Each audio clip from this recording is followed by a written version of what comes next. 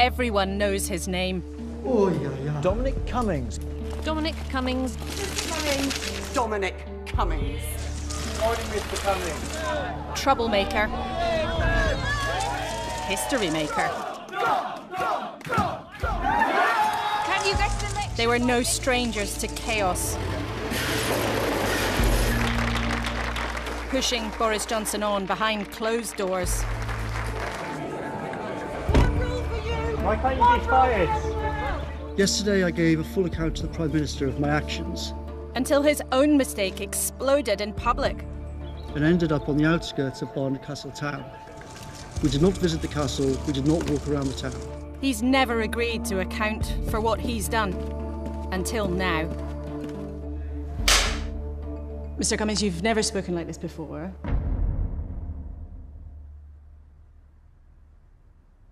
Now, your story is, of course, completely interwoven with the Prime Minister's political fortunes. How would you describe Boris Johnson? How would I describe him? In what way? You mean politically? You mean what does he believe politically, or? As a leader, as a politician, as a human being, how would you describe him? He's a very complicated character. He's unusual in a lot of politicians in having a sort of odd self-awareness mode that he kind of knows in all sorts of ways that it's ludicrous for him to be in that position. He said that to me a few times before the referendum. He said it to me the day after, on the 24th of June in 2016. He told you it would be ludicrous for him to be Prime Minister? He used that word? Yes. Yeah. In a sort of jokey way, in a sort of, obviously it's ludicrous. It's 24th of June 2016. Obviously it's ludicrous for me to be Prime Minister, but on the other hand, it's kind of ludicrous that David and George are. David's Prime Minister, that's ludicrous. George wants to be Prime Minister, that's ludicrous. The whole thing is ludicrous. He has a sort of sense of the general sort of tragicomedy of the British political scene, and himself in it. Why is it funny? Why is it funny to you that you helped put somebody into power who, in your own view, and you're telling us today in his view, is ludicrous for him to be in the job? So I didn't say it was funny. You said it was tragic comic. You said it was ludicrous, or he was joking around. Yeah, I'm giving you his perspective on it. He thought, he's a guy who makes a lot of jokes. That was his view of it. It's not how I would look at it. I've said for many, many years how terrible it is that these kind of characters are the ones that dominate party politics and power in this country. So from my point of view, it's not a laughing matter. But from his point of view, it was a laughing matter. How do you see yourself? How do I see myself? I don't know. What do you mean? Well, how do you think others see you? Generally as a nightmare. What is this about for you now, though? A lot of people listening to you today might just think, this is revenge. You lost the influence in Downing Street. You lost the argument. You lost your job. And now you're angry. And so you're attacking. It's revenge, isn't it? The reason why I'm speaking out is I want people to be thinking about these questions. How are we governed? How does power actually exercised in number 10? What sort of things should be more transparent? How should these power structures be opened up? But you could be making, Dominic Cummings, all of those points about how you see Whitehall work, how you see government work, how concerned you are about structures. You could be making all of those arguments without trying to trash the reputation of other ministers, without being so personal. This is also revenge, isn't it? No, it's not about revenge. It's about, and also, it doesn't matter if it's personal. It doesn't matter if people are upset. All these MPs or ministers or officials or whoever that might say, well, it's also difficult and also personal. We need more difficult conversations in this country. We need more people upset. A lot of people have a pop at me, but you don't see me crying about it. So let's come on to COVID then. What was it like in Downing Street when you started to realise how serious this could be? Well, it was obviously extremely frightening and also pretty surreal as well, because you feel like it feels sort of like you're in a disaster movie, but it's not a disaster movie, it's actually real. And you're looking around the room at the different people who are in key positions and thinking they're not the people that should be in charge of this sort of thing. As it's my job to talk to people on all sides of the political divide, I remember talking to you at late February, and you mentioned the government was starting to make serious plans. At that point, it didn't seem that the Prime Minister was particularly involved in this. No. At that point, he's still, I mean, remember, even in the first week of March, he was saying, business as usual and whatnot. He didn't take it seriously. So what was the atmosphere like then in Downing Street? He didn't take it seriously at all? No, he didn't take it. He didn't take it seriously. His view was, this is just like swine flu. I've seen these kind of scares over and over again. They're always nonsense. And his priorities and his concern were elsewhere. But there was then a crystallisation when one of your team said, actually, the numbers look much worse than we think. Basically, the government scientists' projections were wrong. Yeah. What was that like? A very, very smart physicist who was helping the NHS with data came to me and said, it doesn't seem to me this plan has been thought out. Like, has this really been properly checked?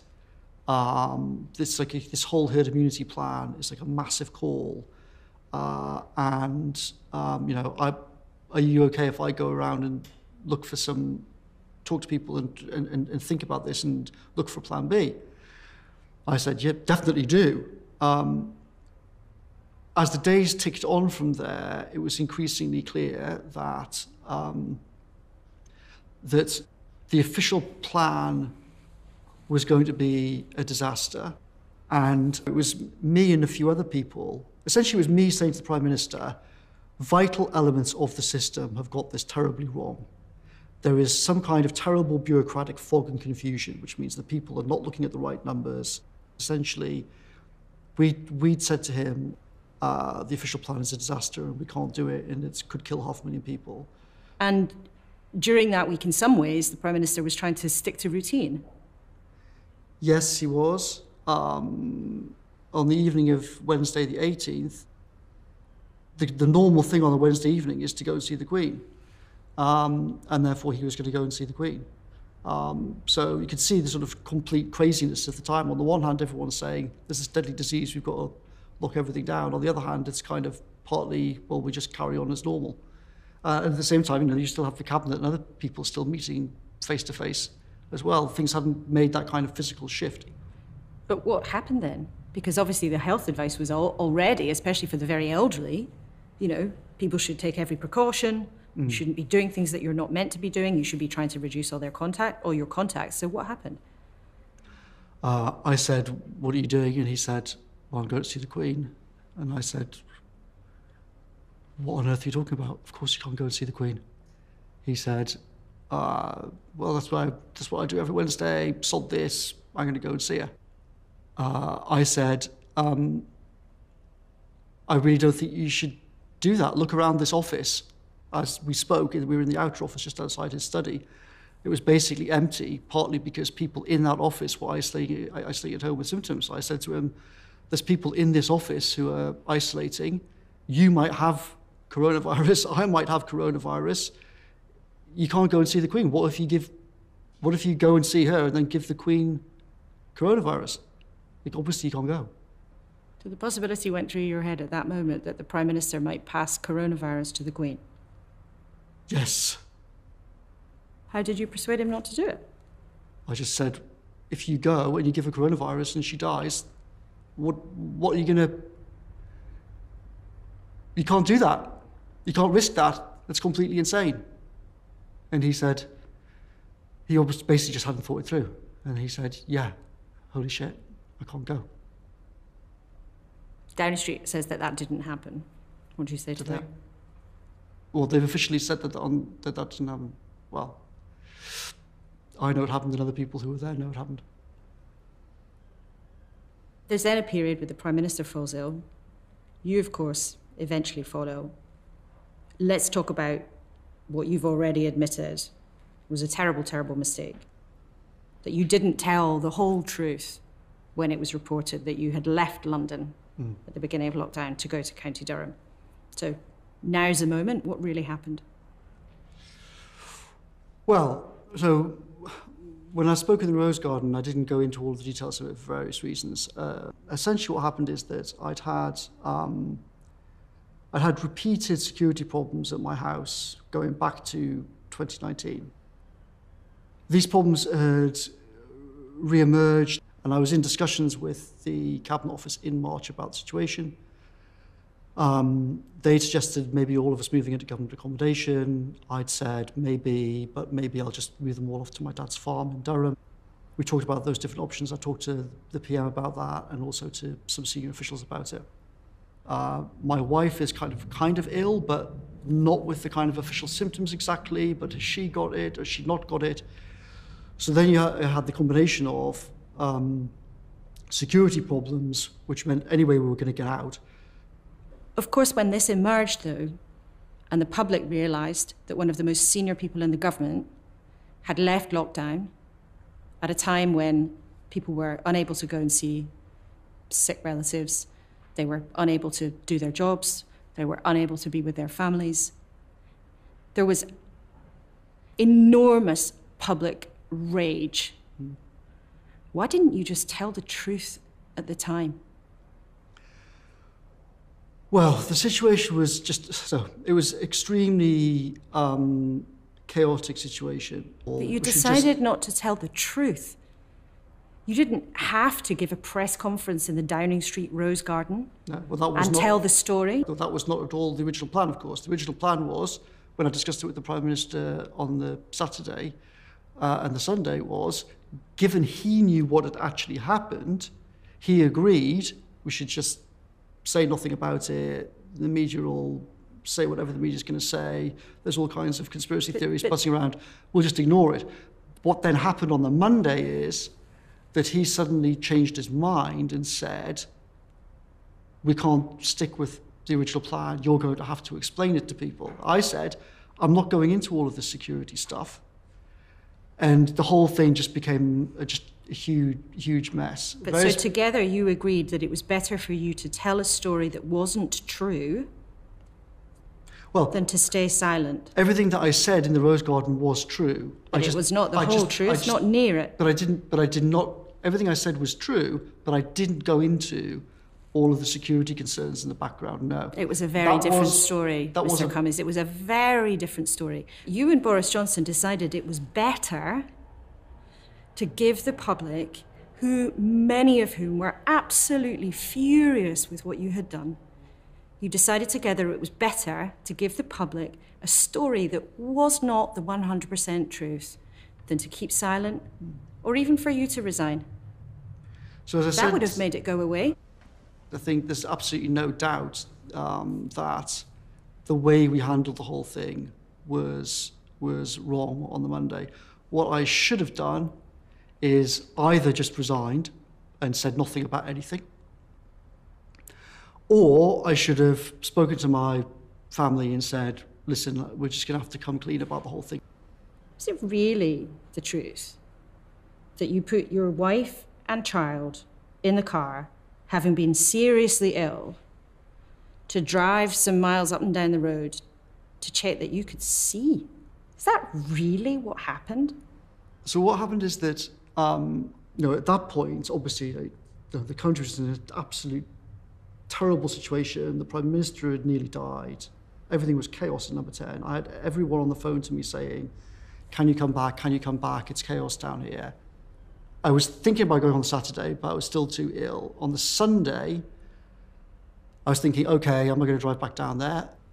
Now, it may seem odd, but at the time it didn't seem odd at all to say, okay, if tomorrow you're going to drive 300 miles back from Durham to London, today go and drive up and down the road and see how you feel about the whole thing. Doesn't that kind of stretch credibility, though? I mean, you've admitted you didn't give the full story at the beginning. But wasn't it actually that you'd been cooped up? It was your wife's birthday. You'd been all very ill. Suddenly, actually, you have a chance to go out for the afternoon, get some air. Is it really about testing your eyesight? People should believe that now. Do I feel okay driving If you can't drive 30 miles and feel okay, then you know that you're not going to be able to drive 300 miles the next day, right? It was as simple as that. But the fundamental truth here is that one of the most senior people in the government ignored the strict rules that were governing the country's behaviour. Do you understand that? Do you feel that people might see you as having been a hypocrite? You set those rules. Of course I understand that the people were upset. But as I said, in terms of my... You said that I ignored the rules. With respect, that's not the case. I was not ignoring the rules. Remember, I've been discussing about the security problems repeatedly for months with Cabinet Office officials, and it was just accepted that if I thought that family needed to be moved for security reasons, then it was reasonable to do so regardless of the coronavirus situation. Let's talk now about then the next phase of the pandemic. So through the summer, the country was very significantly opened up. Cases had gone down again. And then at the start of the autumn through September, they started to tick up again. It appeared that the virus wasn't done with us. What was your attitude at the time to what was going on? Well, a fundamental problem was that in the summer, the Prime Minister's attitude was that essentially the first lockdown was a disaster. We should never have done it. He thought we should never have done the first lockdown? He said we should never have done the first lockdown. He said that repeatedly in meetings in Number 10.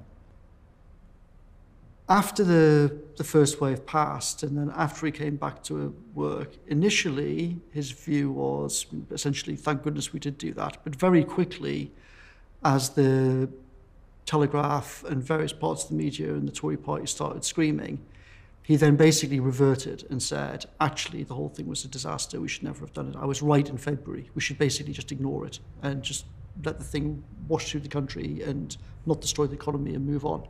I remember talking to you as I talked to people in senior positions in government and in the opposition parties too. And at the time, there was a discussion of the so-called circuit breaker. When you get to the week of round about the 15th to the 19th of September, by that point, the data was clear about what was happening. And Patrick Vallance and Chris Whitty came to Downing Street and said, it's clear where this is going. We think that you should consider hitting it hard and early. Prime Minister said, no, I'm not doing it. To be completely clear about what you're saying, that by the middle of September, you, Chris Whitty, Patrick Vallance, other people in the government are trying to push Boris Johnson to bring back restrictions. And you're saying he was refusing? Essentially, yes. It was because a combination of Starmer had said it should happen, and therefore the Prime Minister felt it would be politically disastrous for him just to suddenly admit that Starmer had been right. Secondly, he had a bunch of Tory MPs screaming at him. Remember, some of those Tory MPs, similar to the ones on Brexit, had lost their minds and were saying all kinds of complete fake news about COVID. And third, he had the Telegraph, who he always referred to as his, quote, my real boss, unquote. So he had those three things all pushing him not to act. Sorry, the Prime Minister calls the Telegraph his real boss, you just said. What evidence? And the Telegraph, of course, was extremely hostile to doing anything. So are you suggesting that the Prime Minister of this country calls the Telegraph newspaper that he used to be a columnist for, he calls them his real boss? Correct. It was a joke? It's often hard to tell with the Prime Minister quite how much of what is a joke, but what he should have done is listen to the advice from the data people at that point and acted. He shouldn't have been listening to a bunch of pundits in the Daily Telegraph talking nonsense. By the middle of October then, this debate is still going on. I mean, the Prime Minister decided not to do that circuit breaker, a short, sharp lockdown. Cases continue to go up. You're saying now you were making the case very strongly in government, but he was still resisting. What was he saying by that point? He was essentially just sort of hoping that something would work out. But also, his attitude at that point was a weird mix of partly it's all nonsense and lockdowns don't work anyway, and partly, well, this is terrible, but the people who are dying are essentially all over 80. And we can't kill the economy just because of people dying over 80. It's a very serious claim to make. What evidence do you have of that? Well, lots of people heard the Prime Minister say that. The Prime Minister texted that to me and other people. When the inquiry happens and everyone has to give evidence under oath, like other things that I've said to you today, this is not just me saying this. Many, many people will say under oath to the public inquiry, if and when that ever happens, that what I've said today is true. Do you think Boris Johnson was therefore putting politics ahead of people's lives? Certainly he did. He put his own political interests ahead of people's lives, for sure. That's a very serious accusation to make. Yes, but lots of people were in the room and saw the same as what I saw. That's why I've argued so strongly for why I think that MPs should take matters into their own hands and insist on an inquiry into all of this now. You've had a very prominent and influential role in lots of things that have happened in this country over the last 5 to 6 years. If we go back 6 years, David Cameron had just won the election. You're sitting in your garden, having a beer, reading a book. The phone goes. Someone says, "Will you come and run the referendum?" Do you ever wish you'd just let the phone call go to voicemail?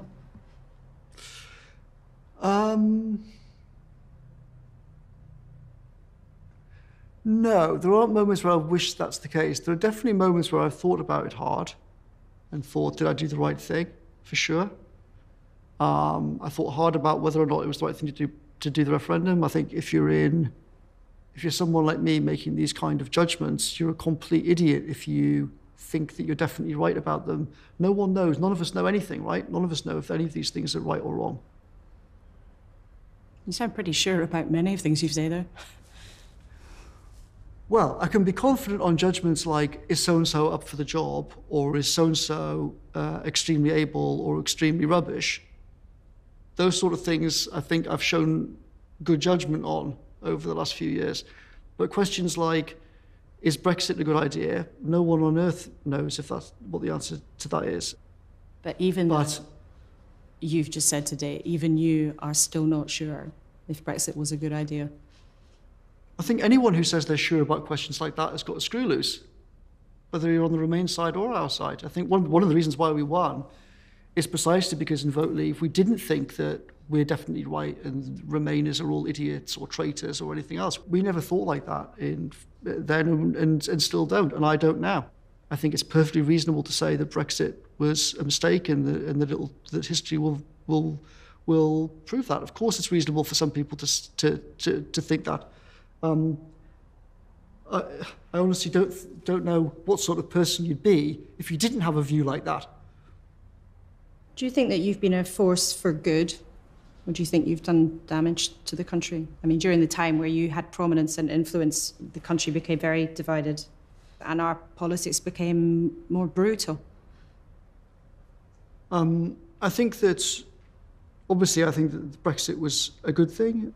I think that the way in which the world has worked out since 2016 vindicates the arguments that Vote Leave made in all sorts of ways. I think it's good that Brexit happened. Let's talk then about some of the issues that you talked about and the content of the campaign. Now, you said you were prepared to act as outsiders from the start. You were also prepared to be quite provocative, and no more so perhaps than when it came to the £350 million a week that you told the public was being sent to the European Union, and instead it could be spent on the NHS. Now, let's just establish, you knew very well then, and you know very well now, that that figure did not include the so-called rebate, the money that the UK got to keep. Yeah. Now, you used that figure deliberately and misleadingly, didn't you? I wouldn't say misleadingly, but yes, we did use it deliberately. Essentially, you have a powerful government that just won the election and had a very powerful ability to control how the media reported the campaign. And we tried in various ways to talk about various issues and were struggling in some ways to discuss things the way we wanted to. And the point of using that really was to try and to try and drive the Remain campaign and people running it crazy. So it's a deliberate trap for the other side. Yeah. But wasn't the important thing what you were saying to the public? No, I don't think so. I think that Wasn't it important what you were saying to the public? I think that in doing that, it helped everyone discuss what is the balance sheet. What's the true balance sheet? The reason why that figure worked, and the reason why it drove everyone crazy, and the reason why people are still talking about it now is that we were using true figures. You used true figures, but gave a misleading impression to members of the public. I mean, do you admit now you weren't trying to get members of the public to think about the whole balance sheet? You were trying to get members of the public to see 350 million on the side of the bus and for them to believe with respect, that's not that was a real figure. With respect, that is not correct. But the slogan, Dominic Cummings, did not contain the whole truth.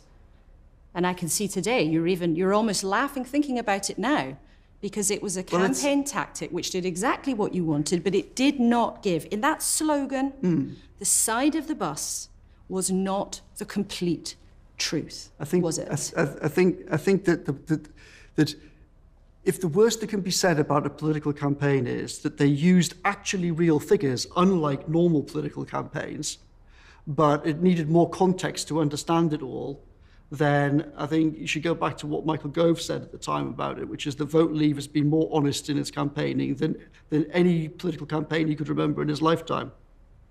And one of the other ones you tried to use to grab the agenda was the possibility that Turkey was going to join the EU. Now, to remind people, it was the case that Turkey wanted to join the EU. It was the case that many countries in the EU wanted Turkey to join one day. But it was not the case that Turkey was anywhere near joining the EU. And yet, you made it one of the main issues in the campaign. And you even linked that distortion of reality to the possibility of making it easier for terrorists to come to the UK. So again, the reason I think why the Turkey issue annoyed the Remain campaign so much was because Turkey was in the process of joining the EU and had been for many years. So like with 350, they couldn't just say, this is nonsense, it's not the case. The Prime Minister himself had given a speech in which he said, I want Turkey to join as soon as possible and I want to pave the road from Ankara to London. But you knew that it was nowhere near something that was imminent. You knew that very well, but your message to the public was that it was imminent, just as your message to the public in that tight, narrow slogan about the 350 million was that that money was all going to the EU. Now, Turkey was not about to join the European Union. We were not sending £350 million a week to the EU and getting nothing back. We didn't say it's about to join, we said it's in the process of joining, which it was. But they were distortions of reality for voters. There are two different things here. There's one thing, using information to wind your opponents up, to drive them round the twist, which you did successfully, which so clearly amuses you now. And it's quite another thing to be honest with the public and to be honest with voters. Did you win on false pretenses? No, I don't think we did win on false pretenses. I think the arguments that we made about the weaknesses of the European Union, about the problems, about the costs, about the future dangers of it, I think were vindicated. Do you remember the moment you realised that you'd won? Where were you? What were you doing? What was it like? Yeah, it was in the kind of early hours of the 24th, and our data team said, we're going to win, for sure. What did you feel? What did you think? I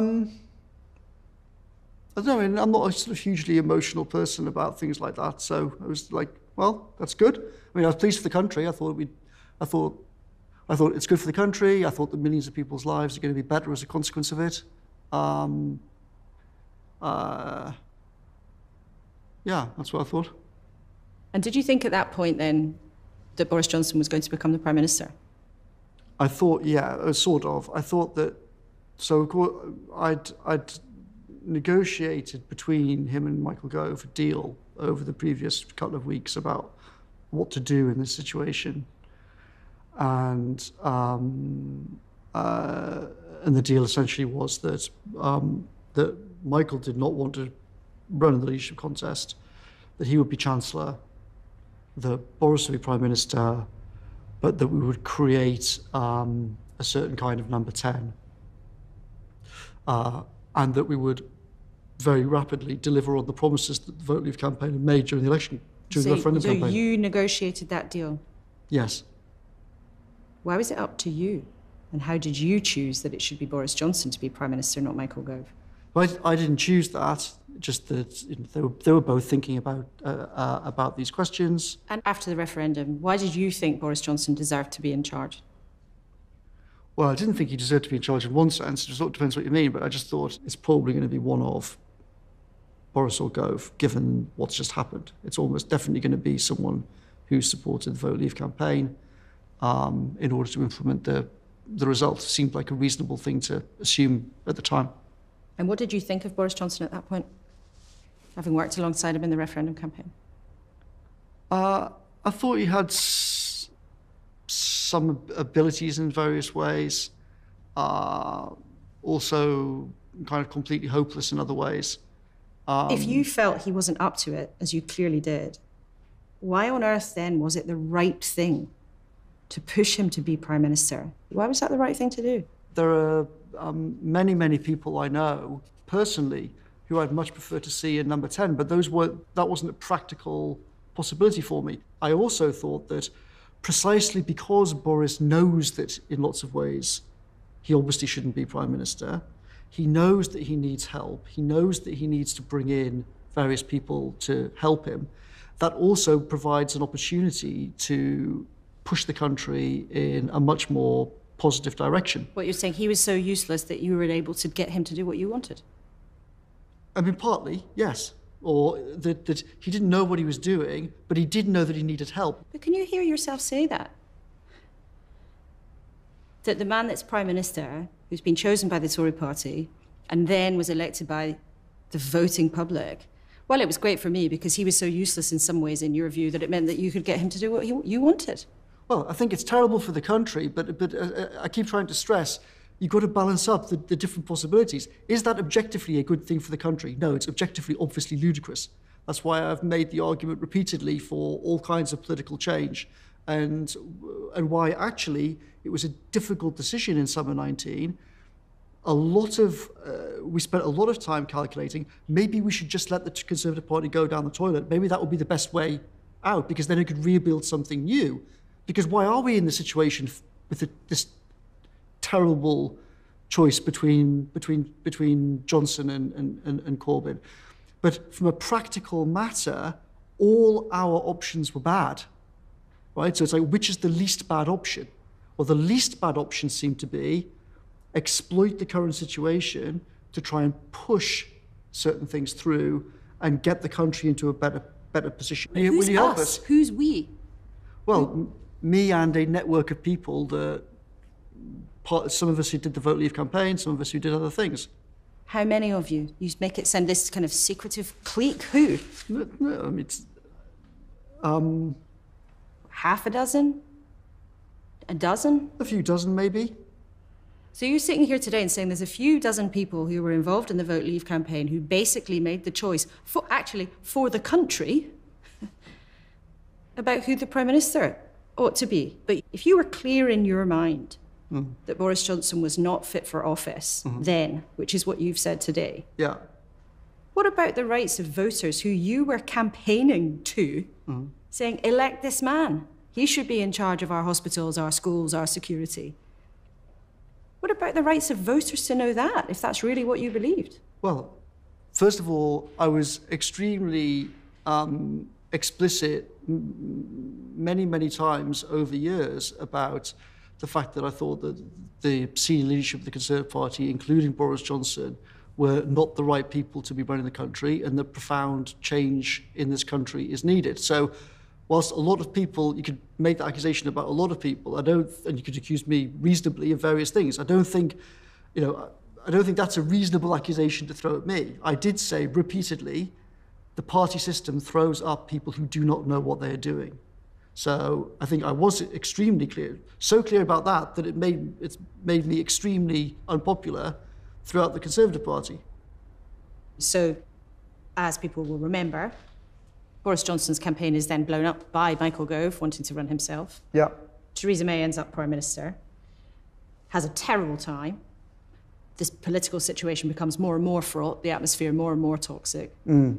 She eventually goes. You, at this point, have disappeared from the political fray. You were out of the fray for quite a long time. But in 2019, you were tempted back to work in Number 10, but Boris Johnson's just won the Conservative leadership contest. How did that happen? I'd been abroad. I'd just flown back from abroad on the Sunday before he became Prime Minister, and he texted me and said, "Can I come and see you?" I said, "Sure." So he arrived at my house, and he said, "I'm going to be Prime Minister on Wednesday. The country's in a terrible situation. No one has a plan for how the hell we get through this. We could very easily be in a situation where there's a second referendum, Jeremy Corbyn is Prime Minister, the Conservative Party destroyed, etc., etc. Will you put together some of your royal team and come into Number 10 and try and somehow help sort this out?" And what did you do? You did a deal, didn't you? What was the deal? I said, maybe, but only if we agree on certain key things. Those essentially were, are you actually serious about sorting out the Brexit thing? Point one. Point two, do you agree on some fundamentals about where the country should go next? In particular, the science and technology agenda, really trying to deal with kind of core productivity problems in the country, and also reforming Whitehall, the civil service structure. So if you're deadly serious, then I'll come, but if not, not. And what did he say? He said, "I'm deadly serious, I agree with you, deal." It's curious listening to you, because this man, Boris Johnson, was in a matter of days about to become Prime Minister, and yet you were the one calling the shots. He came and said, "Please come and do this for you," and you said yes, but only if you danced to my tune.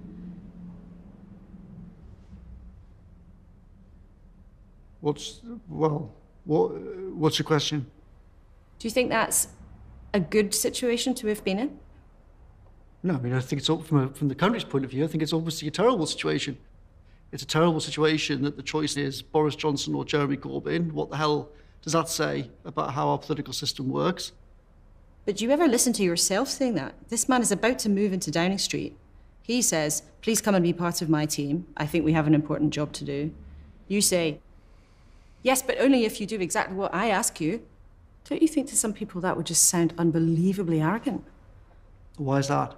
The man's about to become the Prime Minister. If you had a sense of public service, of wanting to do the right thing, surely many people in that situation would have thought that's a privilege, an honour to be asked to go and work for the country on behalf of 70 million people that live here. Yeah, but you're also dealing with someone who I knew, and therefore it's a moment where you can exert some leverage over what direction the country's going to go in. But you're very clear that was your point of leverage. So were you using him? Or did he want to use you? Or was it... Well, I think obviously both of us are using each other. But if you listen to yourself, don't you think that sounds rather extraordinary? Well, I think the situation is extraordinary, but I think it's, we don't live in a monarchy where the king just commands people to turn up and do what he wants. Dominic Cummings commanded Boris Johnson to do what he wanted. He's asking me, will I come and save him from what he thinks is going to be disaster? He's asking me to give up a very happy life, to come into an extremely unpleasant environment. It's very bad for my family in all sorts of ways. I mean, I think it's reasonable for me to say that, yes, I'll help, but I'm only going to do it if you're actually serious about having a serious agenda. So by the time you and Boris Johnson arrive in Downing Street, the political atmosphere was completely toxic. What was your strategy once you got there? Well, it was to say to Brussels, we can either do a friendly deal or we'll leave with no deal, but we're leaving. But in terms of the Brexit strategy, you set on a course, just as in the referendum campaign, of provoking the other side. I mean, provoking people even further. You know, you suspended Parliament. You've even written yourself, keep bulldozing, prorogue, refuse assent, whatever. We're entitled to use extreme measures. Why was it acceptable to take the kind of what you've described yourself as extreme measures, throwing Tory MPs out of the Conservative Party, the Supreme Court finding that the government had broken the law? Why was it acceptable to be so provocative? Well, we did provoke, but I think the provocation is a byproduct. The core thing was we were trying to solve the problem and show people we were trying to solve the problem. Was that provocative? Yes. Did we lean into that in various ways to try and disorient the people on the other side? Yes. But that's what, you know, that's politics. There wasn't some like kumbaya happy way in which everyone could just sit down and go, well, let's all just do a friendly deal and compromise and blah, blah, blah. But what followed ushered in an era of division in this country that we hadn't seen for decades. No, the people I blame for that are the people who tried to overturn, who didn't accept the result of the referendum. But you're sitting here today and saying that all of the division, tension, anger, upset in this country that followed the mess of the referendum campaign, all of that is on those people who were involved in the Remain campaign. None of that is down to the fact that you provoked the other side as much as you possibly could in number 10. You suspended Parliament. You threw MPs out of the Conservative Party. You're saying it was all on them. No, I'm not saying that. I'm saying that that's the fundamental reason why there's two fundamental reasons why the problem came. One is that a lot of powerful elements of the establishment refused to accept defeat. And the second is that the leadership of the Conservative Party was fundamentally useless. And Whitehall couldn't cope with the negotiations.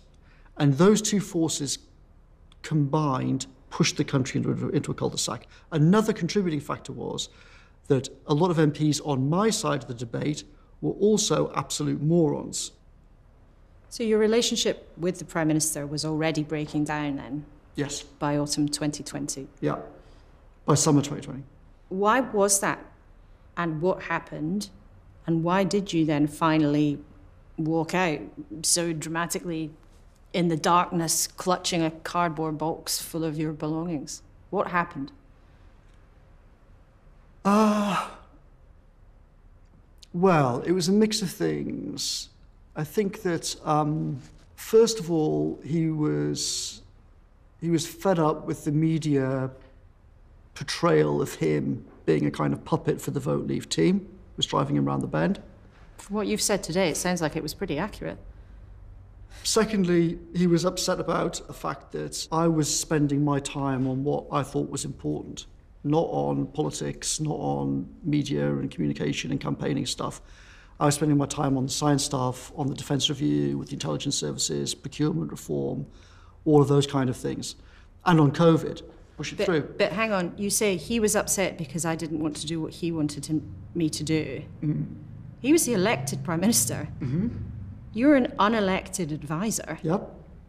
But listening to you, it seems as if very clearly in that relationship you saw yourself as the superior.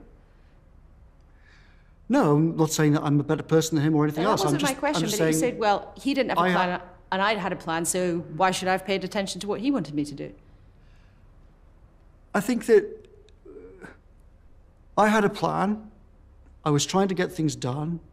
He didn't have a plan. He didn't have an agenda. You know, the Prime Minister's only agenda is buy more trains, buy more buses, have more bikes, and build the world's most stupid tunnel to Ireland. That's it. Also, he knew that we'd basically disagreed about what was happening on COVID, and he knew that I was blaming him for not having acted in September, which I was. And I thought that his girlfriend was interfering with appointments, people who were she wanted to have people fired and she wanted to have people promoted in ways that I thought were unethical and unprofessional. And that also led to a big argument between us. What's your evidence for that, though? Because again, that's quite a claim to make. You're saying that Boris Johnson's then fiancée, now wife, was interfering in proper government process. What's your evidence for that? Yeah. Well, the most obvious evidence is what happened with the whole Prime Minister's official spokesman, where there was a whole official process that was gone through to hire an excellent young woman who then essentially, after months of this process happening, it was all just thrown in the bin, and the person who the Prime Minister's girlfriend wanted to be appointed was just suddenly appointed. Me and others said, this is completely not how, this is just a completely hopeless way for things to be run. And that led to a lot of tension. So you've talked a lot publicly about the influence of the Prime Minister's wife. You've made it very clear that you didn't agree with her on lots of issues. But what kinds of things are you talking about? It's very easy to throw an allegation saying, well, she does this and she does that and she pushes him around. Because accusing somebody of having undue influence, which is what you're doing, that's a big claim. Carrie's view was and is, the Prime Minister doesn't have a plan and he doesn't know how Whitehall works. Someone is going to set a lot of the agenda. It can either be the civil service, or it can be Dominic and the Vote Leave team, or it can be me. In 2019, her view was better that it's Dominic and the Vote Leave team than the civil service, because that's the route to winning and staying in number 10. As soon as the election was won, her view was, why should it be Dominic and the Vote Leave team? Why shouldn't it be me that's pulling the strings? But the picture that you paint here is essentially that you and Carrie Johnson were rivals for the Prime Minister's ear, that he somehow isn't up to making any decisions himself. You've just suggested she doesn't think he's got a plan. I mean, it's the most extraordinary situation that you portray. Sure is, yeah. Extraordinarily bad situation. But in the end, you lose the argument. You lose that influence. That's what happened, isn't it? Yeah. In fact, literally immediately after the election, it was already clear that this was a problem. Before even mid-January, we were having meetings in number 10 saying, it's clear that Carrie wants rid of all of us. At that point, we were already saying that by the summer, either we'll all have gone from here, or we'll be in the process of trying to get rid of him and get someone else in as Prime Minister. But you've just said that within months of the Prime Minister winning the biggest Conservative majority in decades, you and a few others from the Vote Leave campaign were discussing the possibility of getting rid of him. Days, not months. Within days of the election, you were discussing getting rid of him. Yes. Well, for all the reasons we've been discussing. He doesn't have a plan, he doesn't know how to be Prime Minister, and we'd only got him in there because we had to solve a certain problem, not because we thought that he was the right person to be running the country. Well, what kind of con had you just pulled off on the British public then, if that's really what you think? Well, it's not, I don't think it's a con. We're trying to solve very hard problems in the order that we can solve them in. There's nothing wrong with running an election campaign, presenting one thing to the public, saying, he's the guy for the job, and then days after the result comes through, you then, unelected officials inside government, discussing getting rid of him. That's okay? Well, I'd say that's politics. Doesn't that make you actually a pretty treacherous kind of person? You know, when he hired you, plenty of MPs, some of his old friends, some ministers who thought that you would be, ultimately, you would be dangerous to him. Haven't you just proved that they were absolutely correct? In some ways, of course, yes. See, I think, Dominic Cummings, some people will be listening to you saying you were discussing getting rid of Boris Johnson. I think some people will listen to you saying that and just wonder who you think you are. Possibly, but, you know, that's the situation. The situation we found ourselves in is that within days, we were in a situation where the Prime Minister's girlfriend is trying to get rid of us and appoint complete clowns to certain key jobs. So do you just go, OK, that's fine? Or do you say, that's a disaster, we should try to avoid that happening? Do you think normal people think it's OK for a group of unelected people to discuss getting rid of a Prime Minister within weeks of him being elected with an enormous majority? Is that OK? I think lots of people would think we're glad that people are thinking about how to improve things. You can say all sorts of things about us, but we actually have some pretty good judgment about who's competent and who's not competent. We thought we should be thinking about, if he gets rid of us, what then? If there's going to be a reshuffle, Who do we try and get promoted so that the situation improves in the country? That you don't just have Fundamentally, you try and promote various talent. So if he was the problem, what was the solution? And who was the solution? Well, I think at the heart of this, at the heart of all of these problems, I think are three big common elements.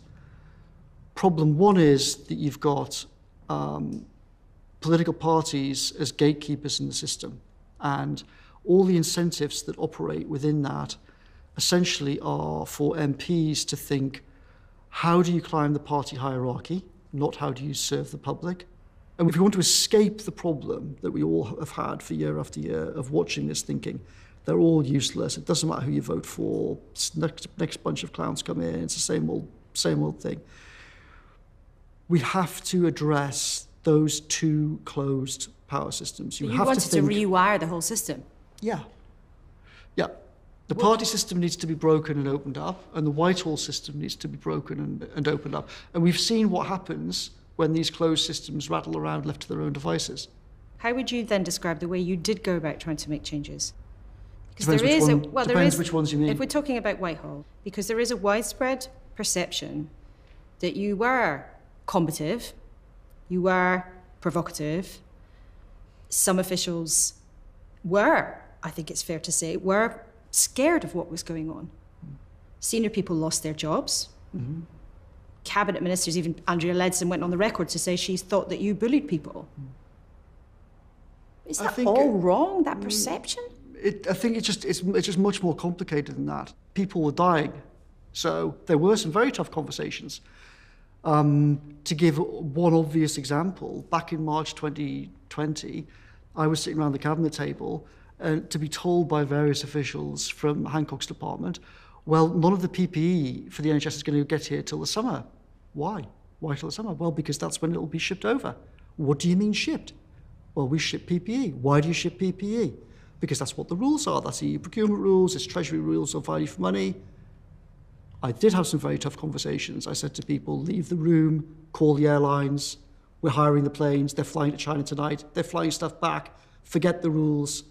I'll write for the Prime Minister's office saying the Prime Minister will take legal responsibility for ditching all these rules. Do you think your behaviour was always acceptable?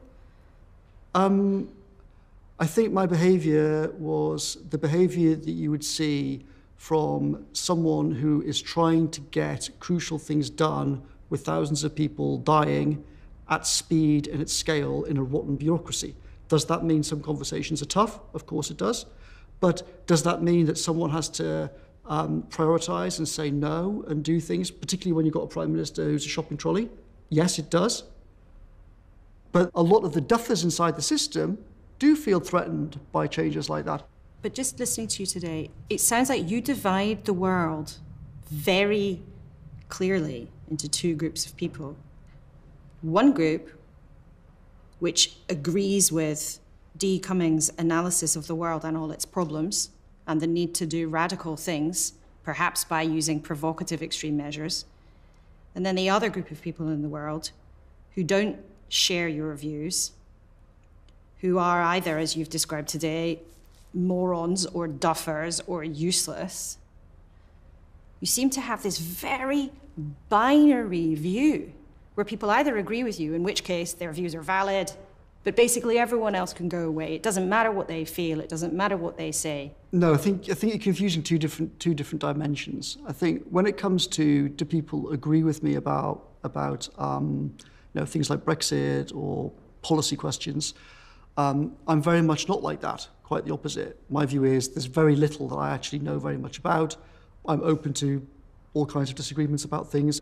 And if you're trying to do very hard things, especially in a pandemic, or if you're trying to deal with things like what's the institutional machinery for dealing with war and terrorism and things like that, then my view is we should be very, very aggressively trying to get into position these very rare people who are times 100 or times 1,000 smarter, more able than the norm into those crucial positions. That is, I agree, that is a controversial view in various ways, and it is controversial in political parties in Westminster. What needs to happen though then? You talk about regime change. What is your solution? Are you planning to do something about all of this? I'm thinking about what could be done, yeah, for sure, of course. Possibility one, you can set up some kind of new party, a party to end the existing parties, to kill them off and create something different. You could try and do a sort of version of what we did essentially, i.e. take over an existing party and try and bend it to something that's different. So you're plotting something that would take over from the government? No, I wouldn't put it quite Well, like that's what you've just said. You said think one of the things you're thinking of is creating an entity that could take over from government and do the things that governments are incapable So I'm of. not saying that I personally should be the person doing this. I'm talking logically, what are the different possibilities? To create different kinds of networked power in the world that can do things without necessarily having to directly go and control the existing parties now or the civil service.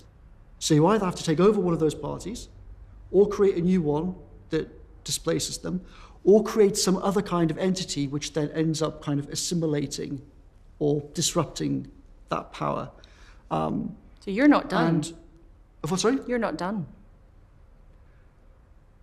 Well, I mean, as I say, at the moment, I'm just talking to people and thinking about things. So I think clearly there are opportunities to build something which can actually solve problems for people outside of the existing current power structures.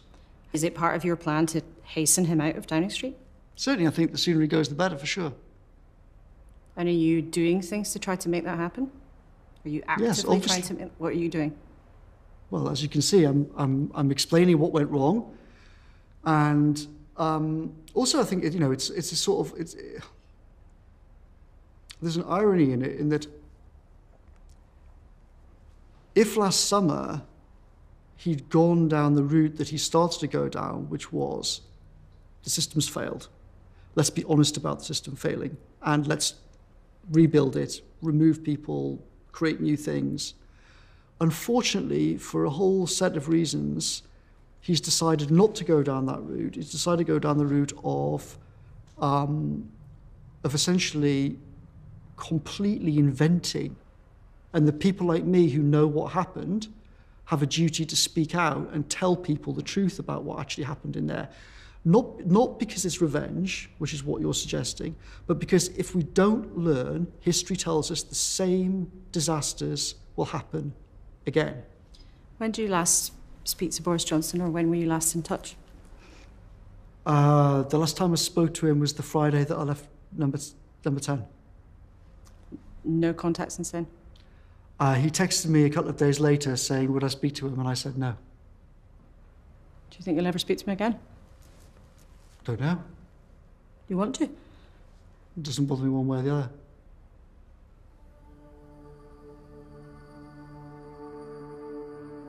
In response to Mr. Cummings' claims, Downing Street told us, since the start of the pandemic, the Prime Minister has taken the necessary action to protect lives and livelihoods, guided by the best scientific advice. The government he leads has delivered the fastest vaccination rollout in Europe, saved millions of jobs through the furlough scheme, and prevented the NHS from being overwhelmed through 3 national lockdowns. The government's entirely focused on emerging cautiously from the pandemic and building back better. Political appointments are entirely made by the Prime Minister.